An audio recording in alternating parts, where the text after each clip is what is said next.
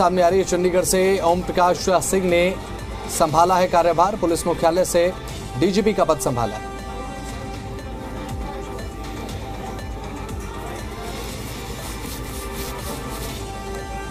तो यहां पर अब एनडीए की तरफ से पहली सूची जारी कर दी गई है। एनडीए सीट बंटवारे को लेकर ये बड़ा अपडेट आपको हम बता रहे हैं। बीजेपी ने पहली लिस्ट जारी कर दी है और साथ ही साथ अब बात अगर की जाए 71 उम्मीदवारों की जो सूची है वो जारी की गई है। और लखीसराय से विजय कुमार सिन्हा उम्मीदवार है, तारापुर से सम्राट चौधरी है। और तारापुर से क्योंकि अभी जो सिटिंग एमएलए है वो जेडीयू के थे, लेकिन अब जेडीयू ने एक जो सीट है वो दे दी है बीजेपी को, अपनी सिटिंग एमएलए की, सम्राट चौधरी। क्योंकि तमाम लोगों को इस बार चुनावी मैदान में उतारा गया है और कुछ ऐसे प्रत्याशी भी हैं जो हाल ही में भारतीय जनता पार्टी में शामिल हुए हैं, जिसमें रमा निषाद, सुनील कुमार पिंटू, ये तमाम वो नेता है। सुनील कुमार पिंटू सीतामढ़ी से सांसद रहे और देवेश चंद्र ठाकुर सीतामढ़ी से इस बार सांसद बने। तो सुनील कुमार पिंटू की नाराजगी थी तो वो इस बार भारतीय जनता पार्टी के खेमे से आए हैं। और कांग्रेस से पिछली बार मुजफ्फरपुर के पूर्व सांसद चुनाव लड़े थे तो वो ज्वाइन किए और अपनी पत्नी का टिकट उन्होंने कंफर्म कराया है। तो कहीं ना कहीं ये कह सकते हैं कि भारतीय जनता पार्टी की ये जो पहली लिस्ट है इसमें कहीं किसी प्रकार की शंका नहीं थी, किसी प्रकार का विवाद नहीं था। लेकिन जो सीटें कयास लगाए जा रहे थे दानापुर को लेकर, रामकृपाल यादव को लेकर, तो रामकृपाल यादव भी इस बार चुनावी मैदान में हैं। और खासतौर पर पटना के दो प्रमुख सीट जो खासतौर पर भारतीय जनता पार्टी के लिए काफ़ी मजबूत माना जाता है, कुमरार और पटना साहिब, तो दो कद्दावर नेता जो लंबे समय से चुनाव लड़ते आए हैं उनको इस बार विराम दिया गया है, उनको आराम दिया गया है। अरुण कुमार सिन्हा ने अपने सोशल मीडिया के जरिए जिक्र भी किया कि अब वो इस बार चुनावी मैदान में नहीं आएंगे और यही वो वजह है कि उनको इस बार चुनावी मैदान में नहीं उतारा गया और नए प्रत्याशी को मौका दिया गया है। ये कह सकते हैं कि भारतीय जनता पार्टी की ये जो लिस्ट है, इस लिस्ट में कई ऐसे नाम हैं जो काफ़ी महत्वपूर्ण हैं और वो तमाम लोग इस बार चुनावी मैदान में उतर रहे हैं। खासतौर पर बिहार सरकार के जो मंत्री और एमएलसी हैं उनको इस बार मौका दिया गया है। तो ये कह सकते हैं कि दूसरी लिस्ट का इंतजार करना होगा। खासतौर पर दूसरी लिस्ट में वो लोग शामिल हैं जिनके टिकट पर शंका है या ये कह सकते हैं कि जिन पर अब भी विचार हो रहा है। और यही वो वजह है कि 71 प्रत्याशियों की सूची जारी की गई है और बाकी की सूची अभी होल्ड की गई है। तो उन तमाम सीटों पर 2 या 3 ऐसे प्रत्याशी हैं जिनके नामों पर मंथन चल रहा है, जिन सीटों पर विवाद है, तो उन तमाम सीटों को इस बार रोका गया है। तो इंतजार करना होगा, देर रात तक या कल जाकर फाइनल लिस्ट आ जाएगा जो बाकी बचे हुए हैं। लेकिन अगर दूसरे चरण के मतदान में ये तमाम सीट अगर शामिल होगी तो आने वाले दिनों में 1 से 2 दिनों का और भी समय लग सकता है। तो भारतीय जनता पार्टी एनडीए गठबंधन के अंदर आधिकारिक तौर पर वो पहली पार्टी बन गई है जिन्होंने अपने प्रत्याशियों की सूची जारी कर दी है। तो आज जनता दल यूनाइटेड की सूची भी जारी हो सकती है। अभी मुख्यमंत्री नीतीश कुमार से कई नेता मिलने पहुंचे हैं। राजकुमार सिंह मटिहानी से विधायक हैं, पिछली बार लोजपा से जीत कर आए लेकिन उन्होंने जदयू में शामिल होने का फैसला लिया था, तो अभी मुख्यमंत्री से मिलने पहुंचे। और कल देर रात कई नेताओं को टिकट दिया गया, मुख्यमंत्री ने खुद सिंबल दिया है और लगातार मैराथन बैठक मुख्यमंत्री नीतीश कुमार कर रहे हैं, पूरी तमाम चीज़ों पर नजर बनाए हुए हैं। और ऐसे में अब भारतीय जनता पार्टी की ये जो लिस्ट आई है महत्वपूर्ण है।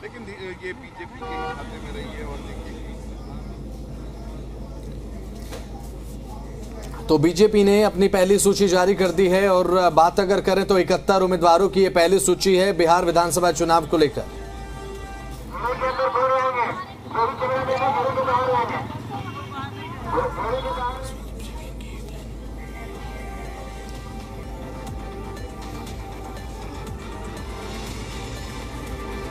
इकहत्तर उम्मीदवारों की जो सूची है वो जारी कर दी गई है। तो सिवान से मंगल पांडे चुनावी मैदान में है, लखीसराय से विजय कुमार सिन्हा चुनावी मैदान में है। बीजेपी की तरफ से एनडीए सीट बंटवारे को लेकर ये बड़ी जानकारी है। जो पहली सूची है वो जारी कर दी गई है। बीजेपी की तरफ से जो पहली कैंडिडेट्स की लिस्ट है वो सामने आ चुकी है। जो सम्राट चौधरी है, बात अगर करें तो तारापुर से चुनावी मैदान में है। तारापुर से बात अगर करें तो अब जेडीयू के सिटिंग एमएलए हैं, लेकिन जेडीयू ने सम्राट चौधरी के लिए अब वो जो सीट है तारापुर की विधानसभा सीट वो छोड़ दी है। तो अब गठबंधन धर्म जो है वो जाहिर सी बात है निभाया जा रहा है। 101 सीटें जो हैं भारतीय जनता पार्टी और जेडीयू में बांटी गई हैं सीट बंटवारे को लेकर। तो अब पहली सूची जो बीजेपी ने वो जारी कर दी है। अब तारापुर से सम्राट चौधरी हैं और तारापुर से सम्राट चौधरी एक मजबूत कैंडिडेट है। तो एनडीए सीट बंटवारे को लेकर ये बड़ी जानकारी आपकी स्क्रीन पर है। पहली सूची जारी हो चुकी है। 71 उम्मीदवार बीजेपी के अब चुनावी मैदान में आ चुके हैं और बेहद ज्यादा जल्दी, इतनी उम्मीद नहीं थी कि इतनी जल्दी जारी कर दी जाएगी बीजेपी की तरफ से पहली जो सूची है। अब इस सूची के कई मायने हो जाते हैं बात अगर करें तो एनडीए सीट बंटवारे को लेकर, और क्योंकि खबर ये भी थी कि अभी इंतजार है भारतीय जनता पार्टी को कि कोई विपक्षी एक घटक दल क्या पता एनडीए का हिस्सा बन जाए, लेकिन ऐसा नहीं हुआ और जो पहली सूची है वो जारी कर दी गई है। ये बड़ी खबर आपकी स्क्रीन पर।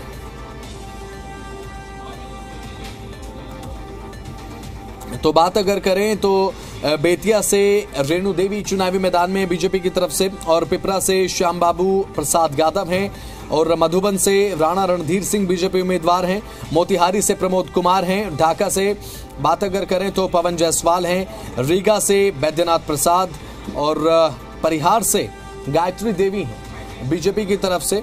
और कश्मकश थी ये सीट है विधानसभा का, यहाँ से त्रिविक्रम सिंह को टिकट दिया गया है। ये गोपाल नारायण सिंह के बेटे हैं। गोपाल नारायण सिंह जो पूर्व राज्यसभा सदस्य रहे हैं और अभी पिछले दिनों उनको राज्यसभा की सदस्यता नहीं दी गई थी। अब उनके बेटे को बीजेपी ने औरंगाबाद से अपना उम्मीदवार बनाया है। वहीं आपको बता दें कि जो सबसे इम्पोर्टेंट है कि तरारी सीट है भोजपुर का, ये सुनील पांडे के बेटे अभी उपचुनाव जीत करके विधायक बने थे, उनको फिर से रिपीट किया गया है विशाल प्रशांत को। और इसके अलावा राघवेंद्र प्रताप सिंह ये बरहरार से विधायक हैं और बीजेपी ने इस बार इनको भी रिपीट किया है।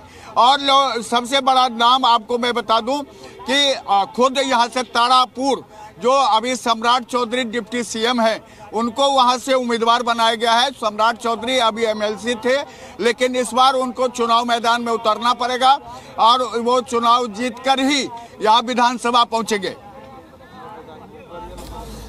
तो यहाँ पर लखीसराय से विजय कुमार सिन्हा को चुनावी मैदान में उतारा गया है। अब तमाम समीकरण यहाँ पर बीजेपी की तरफ से साधने की कोशिश है। कई नए चेहरे हैं और कई ऐसे दिग्गज भी हैं जिनका टिकट कटा है, क्योंकि बीजेपी की तरफ से प्रयोग जो है वो लगातार किए जाते हैं विधानसभा चुनाव को लेकर। तो लखीसराय से विजय कुमार सिन्हा और तमाम जातीय समीकरण साधने का प्रयास नजर आता है इस सूची में, जो कि समीकरण से ऊपर उठकर कुशवाहा, ईबीसी और जो पिछड़े वर्ग के हैं उनको, और खास करके इस बार कोशिश की थी कि जो अपर कास्ट के लोग हैं उनको भी अपने टिकट दे ताकि चुनाव जीत सकें। लेकिन बीजेपी ने भी उस फार्मूले से थोड़ा और आगे जाकर के काम किया है। और ये जो आप देख रहे हैं पूरा, उसमें आपको ये पता चलेगा कि इस बार की जो बीजेपी की टिकट है, इस टिकट में ये कोशिश की गई है कि जितने भी अपर कास्ट के लोग हैं, जो ईबीसी हैं, ओबीसी हैं, तमाम को इसमें समाहित किया गया है। तो एनडीए सीट बंटवारे को लेकर एक बड़ी खबर सामने आ रही है। पहली सूची जो है वो बीजेपी ने जारी कर दी है। पहली सूची सामने आ चुकी है भारतीय जनता पार्टी की तरफ से। अब तमाम जो बड़े नाम इसमें शामिल हैं, सम्राट चौधरी तारापुर से चुनावी मैदान में है, जेडीयू के सिटिंग एमएलए हैं फिलहाल तारापुर विधानसभा सीट पर। ये बड़ी खबर आपकी स्क्रीन पर आपको दिखा रहे हैं। बात अगर करें इस पूरी की पूरी सूची की, तो आप जब नजर डालेंगे इस सूची पर तो यहां से बेनीपट्टी से विनोद नारायण झा को उम्मीदवार बनाया गया है। सीतामढ़ी से सुनील कुमार पिंटू चुनावी उम्मीदवार भारतीय जनता पार्टी की तरफ से इन्हें टिकट दिया गया है। और साथ ही यहां पर छातापुर से नीरज कुमार सिंह बबलू को टिकट दिया गया है। इसके बाद सिकटी विधानसभा सीट से विजय कुमार मंडल को टिकट मिला है। किशनगंज से यहां पर स्वीटी सिंह को बीजेपी ने टिकट दिया है। कटिहार से तारा किशोर प्रसाद चुनावी मैदान में है और साथ ही प्राणपुर से निशा सिंह चुनावी मैदान में। जातीय समीकरण साथ ही बीजेपी नजर आई है इस सूची के माध्यम से, क्योंकि जाहिर सी बात है कोई भी विधानसभा चुनाव हो, जब बीजेपी की तरफ से कोई भी सूची जारी की जाती है, बदलाव जब देखने को मिलता है बीजेपी की तरफ से, तो कई मायने होते हैं इस चीज के, क्योंकि यहां पर जातीय समीकरण भी साधते हुए चलना है भारतीय जनता पार्टी को। क्योंकि बिहार विधानसभा चुनाव, इसकी जो इंपॉर्टेंस आप इस बात से अंदाजा लगा सकते हैं कि यहां पर जेडीयू को 101 विधानसभा सीटों पर राजी करना पड़ा है बीजेपी को, क्योंकि 101 विधानसभा सीट जेडीयू के पास है विधानसभा चुनाव लड़ने के लिए, और 101 ही अब भारतीय जनता पार्टी के पास है लड़ने के लिए। लेकिन 71 उम्मीदवार बीजेपी ने घोषित कर दिए हैं कि 71 उम्मीदवार भारतीय जनता पार्टी की तरफ से कौन कौन से होंगे। तमाम समीकरणों को साधने का प्रयास भी जरूर बीजेपी की तरफ से किया गया है, क्योंकि बिहार विधानसभा चुनाव को लेकर जब बात करें तो जातीय समीकरण बेहद ज्यादा जरूरी हो जाता है। दरोंदा से करणजीत सिंह बीजेपी के टिकट पर चुनावी मैदान में, और साथ ही बात यहां पर करी जाए तो तरैया से जनक सिंह है बीजेपी के, और अमनौर से कृष्ण कुमार मंटू चुनावी मैदान में है। हाजीपुर से अवधेश सिंह चुनावी मैदान में है। उसके बाद दरोंदा से करणजीत सिंह है।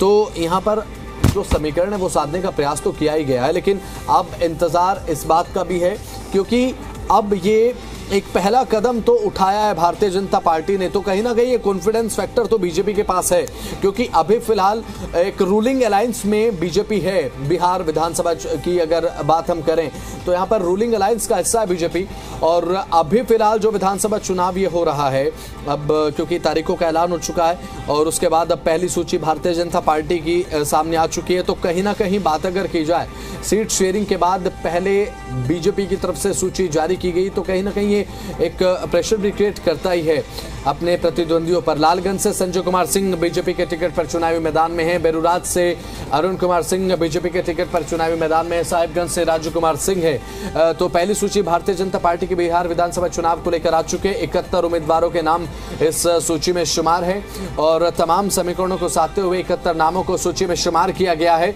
अब देखने की बात यह है कि तमाम जो समीकरण साधने का प्रयास किया गया है उसका फायदा on the ground Bharatiya Janata party को किस तरह से मिलता है। तारापुर विधानसभा सीट से सम्राट चौधरी हैं, और वहां से सिटिंग एमएलए थे जेडीयू के, लेकिन अपनी सिटिंग एमएलए की जो सीट है वो जेडीयू ने सम्राट चौधरी के लिए छोड़ दी है।